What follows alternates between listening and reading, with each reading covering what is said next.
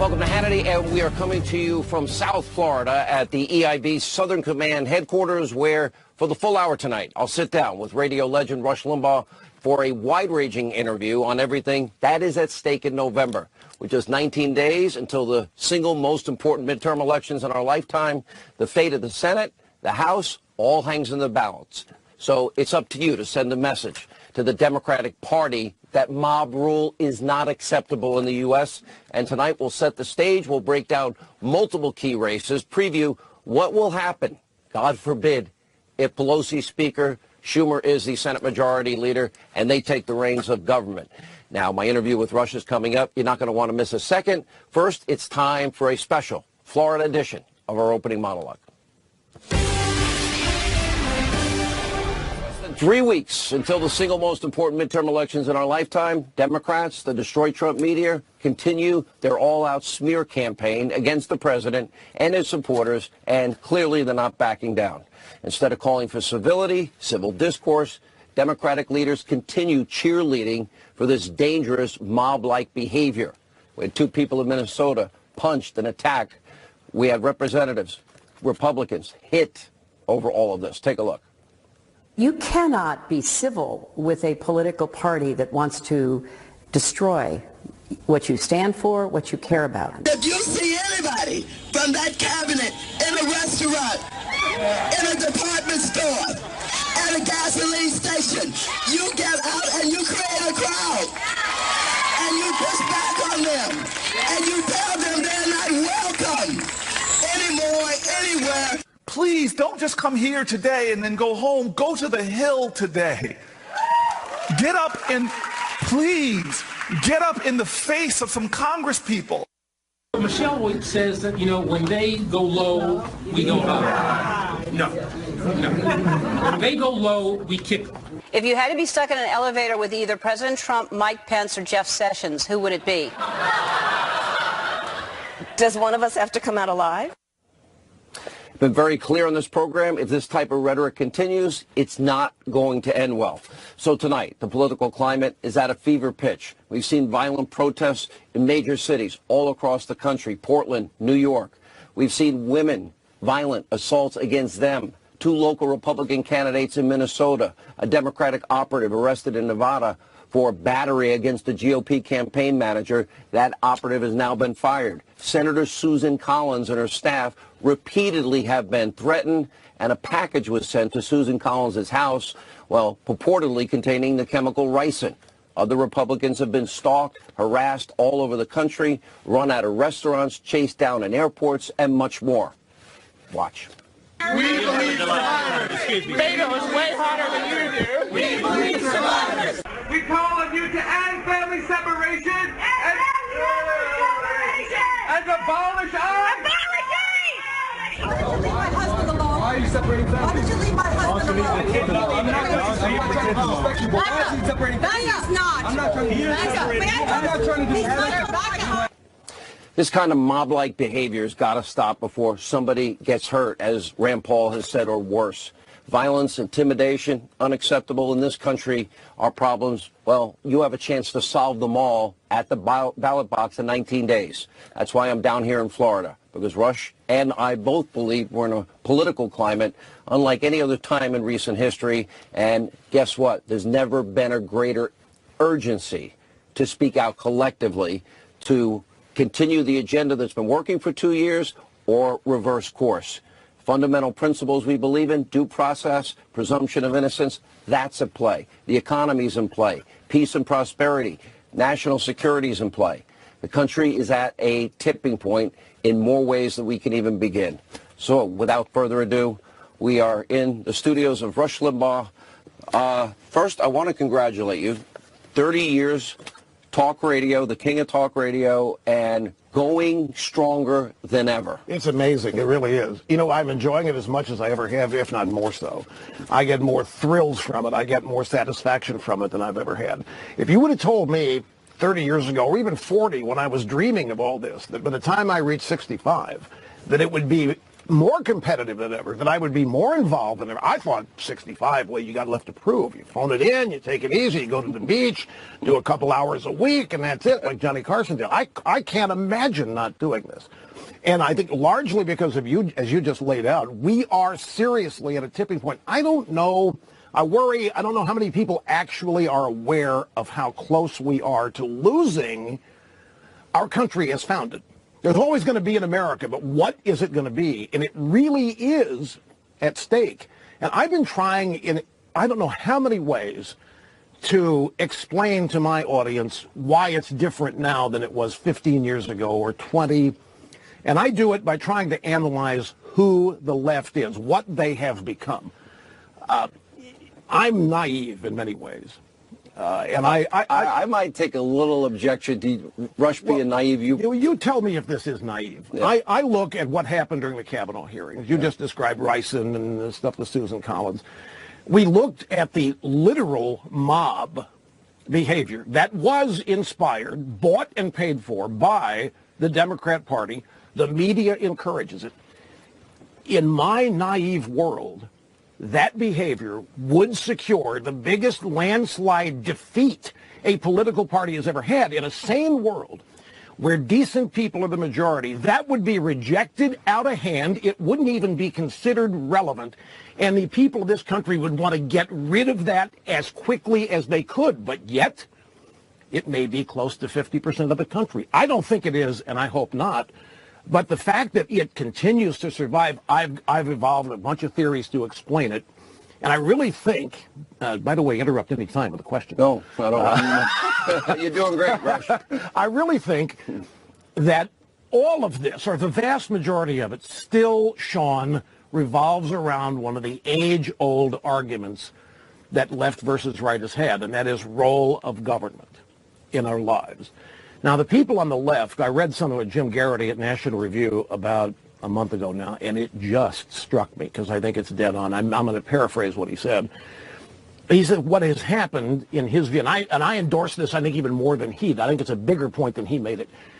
These people on the left that you've described, the mob behavior, is really a series of psychological disorders that have taken over politics. We have politicized psychological disorders to the point now that they have become the objective of the Democrat Party, solving all of these disparate, separate psychological disorders, having the government do it, basically determine outcomes and get even with oppressors, the founding majority of the country. That's what we're dealing with. And if we don't define this properly, we're never going to be able to oppose it. If we consider this stuff legit, which it isn't. That kind of behavior is not legitimate. We don't want a country based on that kind of, we don't want people winning elections based on mobs and violence. We don't want, think if that happens, if they win the election based on this kind of behavior. We'll get more of it. Exactly right. But here's what we got. What do decent people do? Decent people do not spend all day trying to figure out how to battle this. Decent people are living their lives. We've got perversion, indecency, corruption up against what used to be called normalcy. You got Hillary Clinton. We can't be civil unless you give us power back. Eric Holder. Well, they go low, we kick them. Right. Maxine Waters. If you see them, create a crowd. Go tell them, follow them into department stores and grocery stores and gas stations. You're not wanted anywhere anymore. And we saw Pam Bondi and Secretary Nielsen, and we saw Sarah Sanders, Ted Cruz and his wife Heidi, Mitch McConnell. I think Rand is right. Somebody's going to get hurt here in the end. Because, look, I blame the people for their actions, but there's certainly marching orders here. Confront, attack, get in their faces. All of it is marching orders. Yeah. All of it is bought and paid for. Look at this caravan. Suppose that, where is it? Honduras, Guatemala, wherever it's coming. Doesn't matter where it's coming. Somebody's paying for this. Where are these people going to the bathroom? Who's feeding them? I mean, you look at 2,000, 4,000 people. Kids, and that's the magic. They put the children in there, and we must accept them. We can't turn them away. It's so horrible. Trump is separating. It's all designed. And it's all designed to flood the zone during the election. We've got this. We've got worried about the Fed raising interest rates to try to jam down the economy. And way over there, guess what just happened? Robert Mueller is letting it know that he's about ready to submit his report. Well, Justice Department rules and guidelines say that they should not do anything to impact the results of an election. But that didn't Comey did, didn't he? He was doing everything he could to help Hillary. People don't understand this, but that's what he was doing. They had to have her. So these things are all planned, and they're all getting focused leading up to the election. People ask, Rush, what can I do? I want to do more than vote. Right now, that is the answer. Vote. Right? I mean, I know people think their vote's not enough, but it is. Turnout is everything. And the left, this is almost an identical scenario to 2016. They think, Sean, they really do, and some of this is hope, but they think a lot of Americans who voted for Trump regret it. A lot of people can't wait to get out there and show and apologize for their mistake of voting for Trump. They can't wait to go out there and apologize to the Democrat Party. The fact of the matter is, since Barack Obama, the Democrat Party has been losing elections. Starting in 2010, midterms, Tea Party, all the way up to 2016, the Democrat Party has lost 1,200 seats. National, state, local, if you count all the way down to dog catcher. They've lost it. They have the least amount of electoral political power in Washington since the 20s.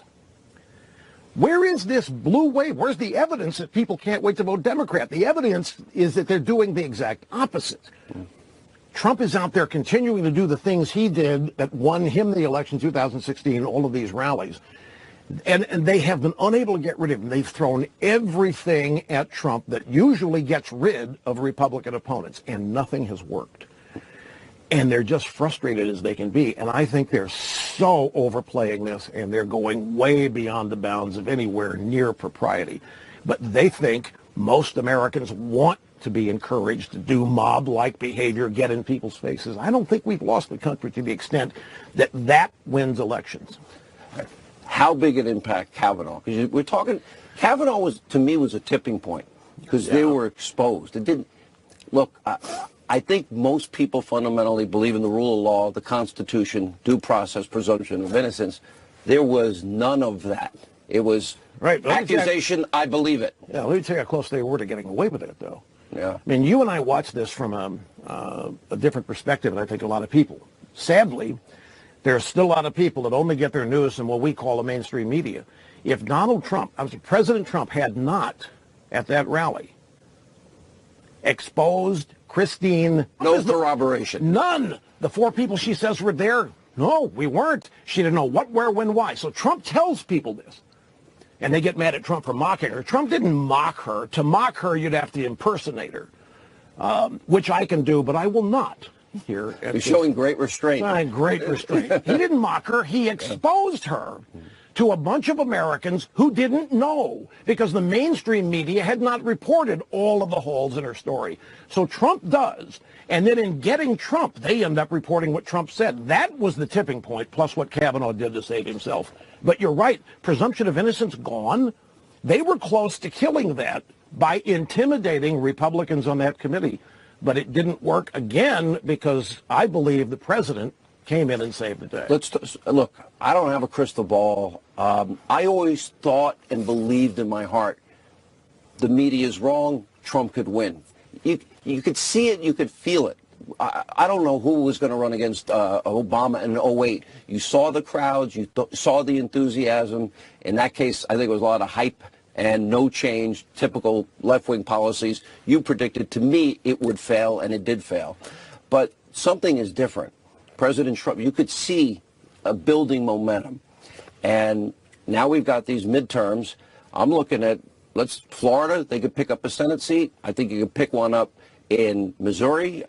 I think you'll hold Nevada. I think you'll win in Arizona, North Dakota, Indiana, all potential pickups. Where I would worry about more is the House. I don't have a feel. Well, it's hard. There's so many seats there, and there's so many variables and vagaries when you get it. But let's look at this in the macro way. Let's compare this. You want to go back to 2008. Let's go back to 2016. I know you were early on very confident Trump was going to win. I thought, my staff here will tell you, that 2 days, when I first saw the first polling after Trump and Melania down the escalator, I said, he's the nominee. It's going to happen. I felt it. You know why? Because I know the bond. I saw those rallies. I saw the bond that Trump had with his voters. The media didn't create that. He did. You know, I did versions of that when my show started, traveling around 48 weekends a year for the first 2 years, trying to get my radio show established. And I saw a similar success track. And nobody can blow up that bond that Trump voters have. The Washington establishment to this day does not understand Donald Trump. They don't understand his voters, and they're not curious to find out why. They just resent it. And they are still operating under the same rules they operated under 2016. The parallels are identical here. They think in 2016 Hillary's going to win. Massive landslide. They're measuring the curtains. Hillary's planning all these things. The deep state guys back then are confident nobody's going to ever know what they did. Their jobs and their careers are going to be safe. Strzok, Smirk, and all these clowns, McCabe, safe.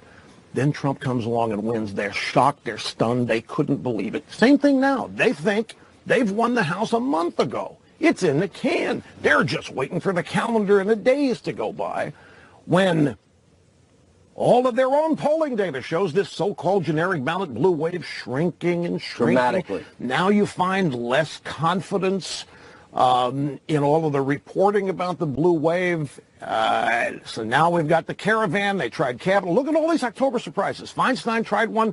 Pocahontas. Elizabeth Warren. How about this, folks?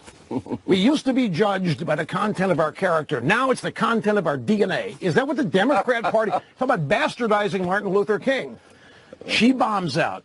Feinstein bombs out. Right. And so all these all four were attempted, that were purposed to blow Trump up, and he just keeps beating them back, and they don't know how to deal with it. They get more and more frustrated, more and more angry, and that's what we're seeing. Some nights at the end of the show, we'll take a clip from your Ditto Cam and run it, kind of the kicker to the show.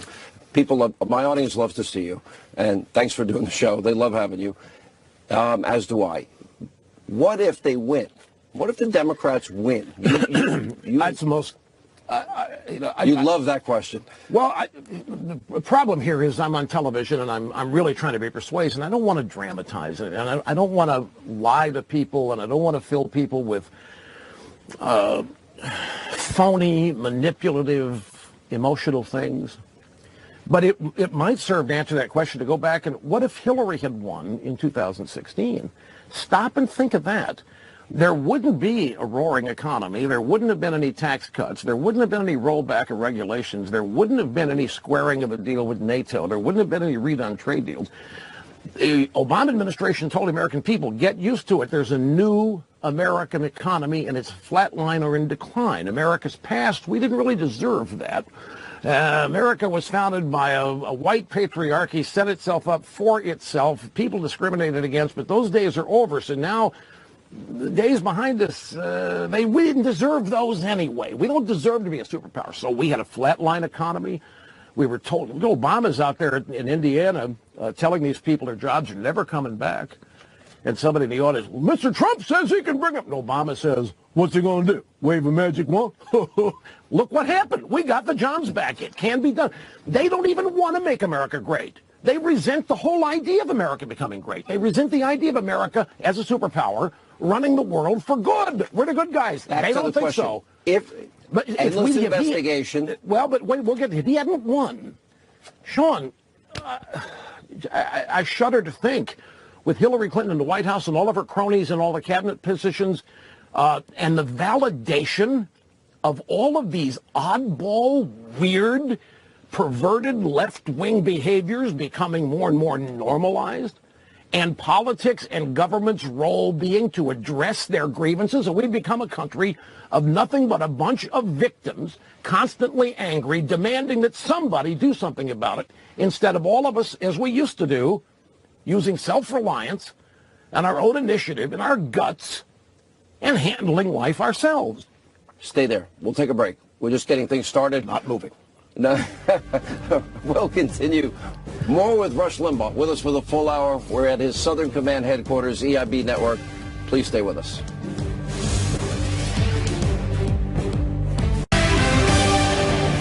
All right, as we continue, Southern Command, Rush Limbaugh, EIB headquarters. This is it. This is it. This is where you do your show. It really is. Every day. There's an ordinance down here in Palm Beach. You cannot work from your home. Yeah. And so, which is fine. I need to get, but it is the case. So we built this, and it's like a living room, home, office. Okay, but can I do one thing personal? Every time I'm on your show, people ask me what this is. I get emails. What is this? Right. Your cochlear implant. Well, yeah, it's a direct line to the West Wing, is what it is. No, these are cochlear implants. I'm deaf. I'm 100% deaf, and I can only hear bionically with these. Very quickly, human ear has 35,000 hair cells each. They determine the frequency and the sensitivity of the human hearing. I don't have any. Mine are dead. They laid down and died. Autoimmune. So I have 8 man-made biological electrodes, or bionic electrodes, that try to do what 35,000 hair cells do. And it's a miraculous thing. If this had happened, if I'd lost my hearing 15 years before I did, it'd been the end of my career because the tech hadn't been invented. So it's really fortunate, and I look at it as something to be extremely grateful. I remember in that interim time, not to get too distracted, we got a lot to talk about, and I do radio as you do. I do not know how it's possible, because like most people in radio, DJs, talk shows, I'm cranking that thing up. Yeah. And dramatic hearing loss, after 30 years. I did 3 months totally deaf. I couldn't get surgery done because I had an infection. So 3 months. So you rely on how your voice feels. Right. And you have to consciously tell yourself, when you can't hear, you speak up. Right. So you have to tell yourself not to lie. I asked the doctors, if I don't do this, can I speak normally for the rest of my life? He said, no. You will. If you can't hear yourself speak, you'll end up sounding like somebody who's never heard before. So you've got to do the implants. But that's what they are, and they really were a career saver. Thank God you're still here, going strong. 30th anniversary, which was a big deal for those of us that followed behind you. It's a big deal because you did forge a path for all of us, and we all owe you a debt of gratitude. That's why really I wanted to be here. Explain the Trump phenomenon. Maybe we have a more unique perspective because we both knew him way before he ever thought about running. Right. Well, I don't think it's hard to understand the Trump phenomenon at all if you are not poisoned, and I use the word like it's kind of an exaggeration, if you're not affected by inside the Beltway or Washington establishment thinking. Understanding Trump's easy. It's elite versus real people. It's somebody that is fearless and willing to fight against the things that no Republican has been willing to fight against or defend. He's got an engaging personality. He doesn't offend people. The left thinks he does because they act offended, but Trump just makes people laugh. Mm-hmm. They can't get over the fact that he's likable because they hate him. They despise him. I saw something that are we allowed to mention competing cable networks? Because you dominate everything. They're just a bunch of sellers, pretenders. Little Brian Stelter over on CNN. Humpty Dumpty. Is that what you call it? That's what I call it. Actually, he's actually been somewhat nice to me. There are exceptions to it. But complaining that the president's talking too much. The president is in the media too much. I said, these guys demand and pray access. And you know why? Because he's polluting the air. He's lying, he's distorting, and he's not giving us enough time to catch up with him and to correct him. And I just keep going, President Trump. He's dominating these people. He's frustrating them. They've lost their monopoly.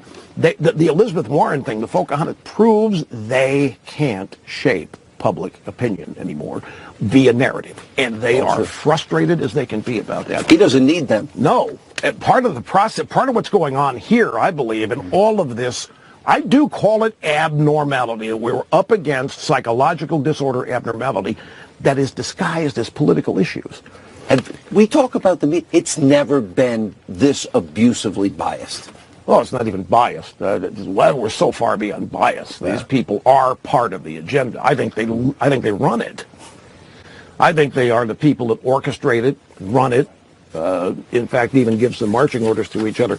The point is, Trump has just got them bamboozled, and I think part and parcel of what they're doing is trying to demonstrate to themselves they still have the power to shape public opinion via narrative.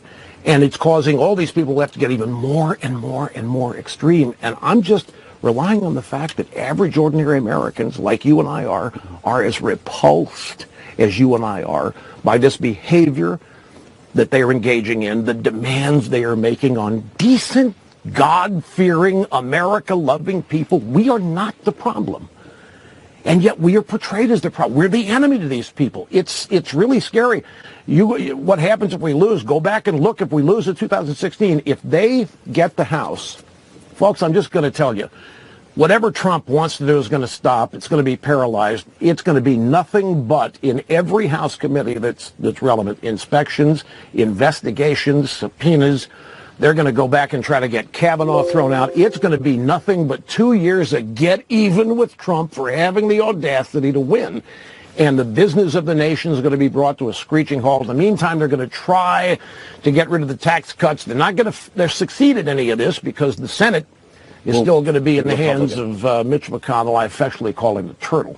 You know, he moves so slow, but he's speeding up now. He's slow. He's really getting good. He had a good run there for but it'll be the end of judicial. He did on Gorsuch and on Kavanaugh. He was great. But I still think Trump. That's in whom I have, in terms of the politics of this, I still have implicit trust. I think Trump knows what he's doing. Here's my question: we've had all this success in 2 years. Obama, economically, first president, never met 3% GDP growth in history. Didn't want to. Well, this is the key. Didn't want. America doesn't deserve that. Yeah. America is so oppressive, so mean to minorities. So America doesn't deserve superpower status. This is why I wanted Obama to fail. In his view, and the Alinsky view, and the American left's view, America is flawed. America is the problem in the world. America doesn't deserve its wealth. The apologies. Right. But economically, 13 million more Americans on food stamps, 8 million more in poverty. Okay. That's good. That's mean more people voting Democrat, more people depending on government. They want that, Sean. We have 14 states, record low unemployment. We have lowest unemployment since '69. 1 million more jobs than people on unemployment. Right. Look at who's benefiting. African American unemployment, lowest ever. Hispanic unemployment, Asian unemployment, women in the workplace unemployment. All of this success, you're saying, stops if they get the House. Let me ask you a simple question. Why? You heard him just go through these statistics, the facts of the economic advancement. We've got more jobs than there are job openings. 1 million. We got 1 million more jobs than there are openings. That hasn't happened since 2017. Who was president then? Wasn't Obama. The things you just heard Sean go through, the Democrats are angry at all of it. Why aren't they happy? Folks, we are in a roaring economy. More people than ever can get the job they want. They're getting raises. They're being bonused. We have people free to start their own businesses. The economy and every other aspect of life in America is on the upswing. And a political party and its voters are mad about it. Why? Why couldn't you be happy? The answer is very simple.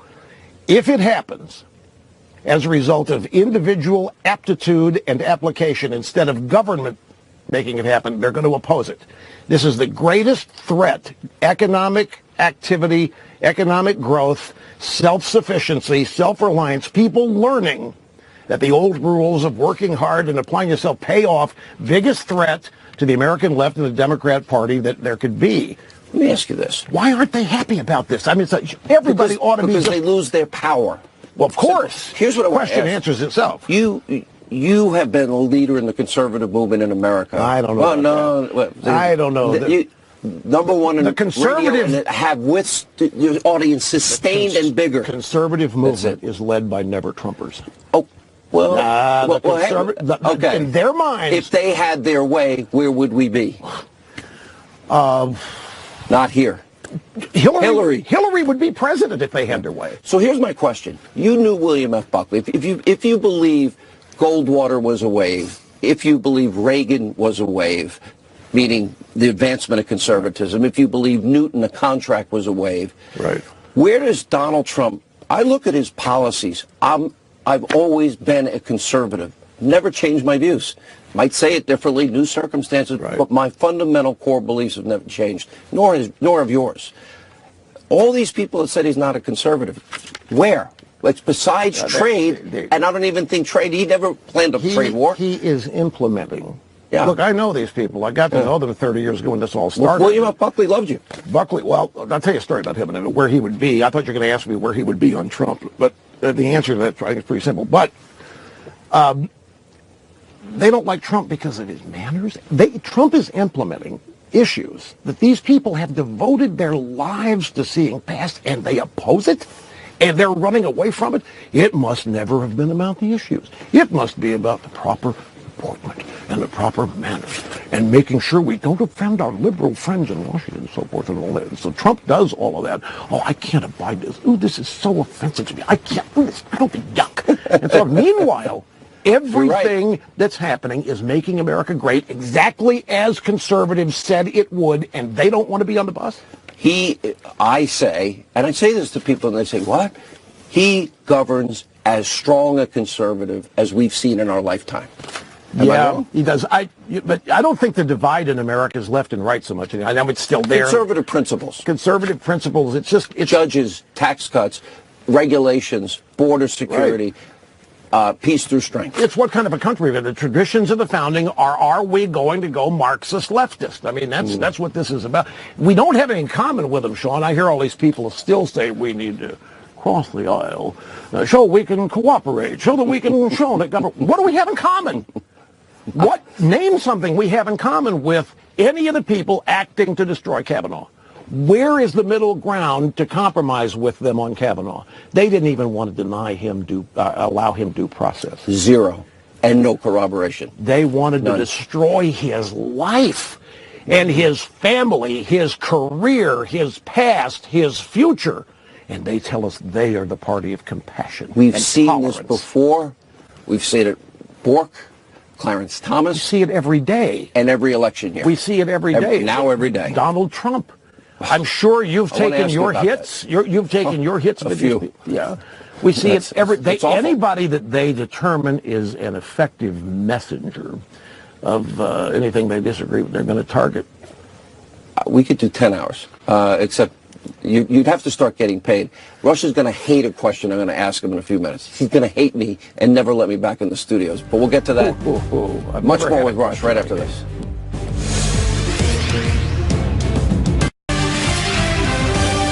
All right, welcome back to Hannity. We are coming to you live from EIB Southern Command. That means Rush Limbaugh is our guest for the full hour. I never thought in my lifetime. My mother was a prison guard. My dad was a family court probation. Irish family, Rush. We had a lot of NYPD cops. Right. 2 guys were deity, FBI in my family. I never thought FBI top officials, the people we give the powerful tools of intelligence to, would turn not only on the American people, lies would be told, FISA court frauds would be taken, they'd exonerate somebody that we know was guilty, but then use those tools and her bought and paid for Russian information to destroy the president that should have lost, according to Peter Strzok, 100 million to 0. Right. Did you ever think you'd see that? Well, honestly, no. I have the same attitude about law enforcement in general. Yeah. You did, and I've gotten to know some top-tier FBI people over the course of my life who themselves now are appalled by this. The scope of this, you described this perfectly. The scope of this, when you stop and think of what happened here, that the top tier of the Obama Department of Justice, do not leave him out of this. And everybody there, all these people, Strzok and Lisa Page and McCabe, Bruce Orr, all the Comey, this was a concerted effort to deny Donald Trump the presidency. They had to get Hillary exonerated first. That's why they looked the other way in the email scandal and the survey. They had to get her elected. That would save their jobs, save their careers, and we wouldn't know any of this that we know had she been elected.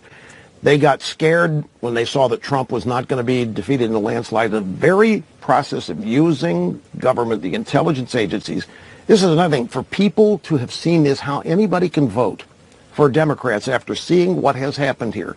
The one person that really meddled with the Russians, the one person that really colluded, the one person that really rigged an election, none other than Madam Hillary. What an irony. I mean, it's stunning here, and Trump hasn't done zilch And Mueller has been looking. He got no limits on money or scope. He's been looking for 2 years. Zero. Doesn't exist, but it did exist. Imagine this. Well, first, there was no bigger obstruction case. If Rush Limbaugh had subpoenaed your computers and your emails and you deleted them, you acid wash your hard drive with bleach bit, you have somebody that works here for you busting up your devices with hammers, I promise you, you would have gone to jail. Oh, easily. Easily. Slam dunk case of obstruction. Exoneration written in May. For far less than that dealing with the FBI. Right? But they had to exonerate her, Sean. I mean, she was the Democrat nominee. She was the one guaranteeing their positions and their careers by virtue of her winning. They had to exonerate her. They could not, on July 5th with Comey or in late October, they could not convict her or even charge her with anything. They didn't want to affect the outcome of an election, don't you know, while they're in the midst of literally doing that very thing. But it's stunning. Hillary Clinton cheats. Hillary Clinton, Glenn Simpson, Fusion GPS, Perkins Coie, Michael Steele, Christopher Steele, the whole thing is designed opposition research. They create this document, and it's turned over as legitimate intelligence to the FISA court. They may have been on it, too. I haven't seen a lot of anger coming out of them. And it's used to destroy Donald Trump and his campaign, then his transition, then his presidency, much like they tried to destroy Kavanaugh. And it cannot triumph. It simply cannot be allowed to triumph. If it's allowed, we have a dual justice system. We already do. We already do? We have a two-tier justice system. Just like we have a one-tier tax system where, you know, the top 20% pretty much pay the whole bill. Let me ask you about this Khashoggi. You saw Tom Friedman today. Yeah. Well, Friedman made a good point about this, and you got to acknowledge good points when they're made. I think this is a precarious time for the Trump administration because the left is trying to use this Khashoggi death, tie it to Trump. They're trying to get Trump and blame for everything. If he cured cancer, Rush, they would still be mad at him. for destroying the livelihood of how many people in the medical They find a reason. The thing about Mohammed bin Salman, the thing that he was doing that had everybody really excited, the important thing he was doing was supposedly reforming militant Islam. He was getting rid of the Wahhabi influence, which is where terrorist Islam comes from. The Saudi royal family is Islam. They're in charge of Mecca and Medina. They determine what Islam is going to be. If it's going to be terrorist Islam, Wahhabi Islam, the royal family makes it happen. Well, bin Salman's tired of being dependent on petrodollars. He wants all this investment from Hollywood and tech, wants to build a new city. And in the process, he's got to reform it. It looked like he let women drive. He's going to get rid of violent militant Islam, de-emphasize Wahhabi. And that's all good. That's probably one of the most important things the Saudi royal family can do for the world is to de-emphasize the militant aspects of Islam. Then this Khashoggi thing comes along, and it looks like there isn't any real reform. You criticize the state, and they kill you, so forth. I hope Trump and his team do the right thing on this because they're laying in wait. If he goes too far in what they think is exonerating the Saudis for oil deals or business deals or arms deals that are important to America. Didn't the Clintons take $25 million from the Saudis for their foundation? Oh, absolutely. It's a two-way street. Where was the Benghazi outrage? Exactly. Except for conservatives. I asked that the other day. Yeah. Where's all the concern for 4 dead Americans in Benghazi? But I just want to tell you one thing here, folks. They're trying to tell you that there is recorded evidence of the murder and the dismemberment and the dispatchment of the body because it was recorded on his Apple Watch, Khashoggi's Apple. I'm here to tell you that is not technologically possible. There are 3 ways a watch can transmit data: LTE, which is cellular, Bluetooth, and Wi-Fi. Apple has not activated LTE in Turkey. That's the longest range. So the only way this guy had to transmit data from his watch to his phone would be Bluetooth. His car, his wife's out in the fiance. It really, I don't think it's possible for there to be a recording of what happened. We got to take a break. The question you're going to hate, number one, and you're I've never hated a question. I've resented some because they're stupid, but Great, he's already accused my question of being stupid. Drive-bys have been stupid questions. It might uninformed, be. stupid. But I think an important one, and your prediction for 19 days. Oh, okay. More with Rush Limbaugh as we continue. His Southern Command, EIB headquarters. Rush for the full hour.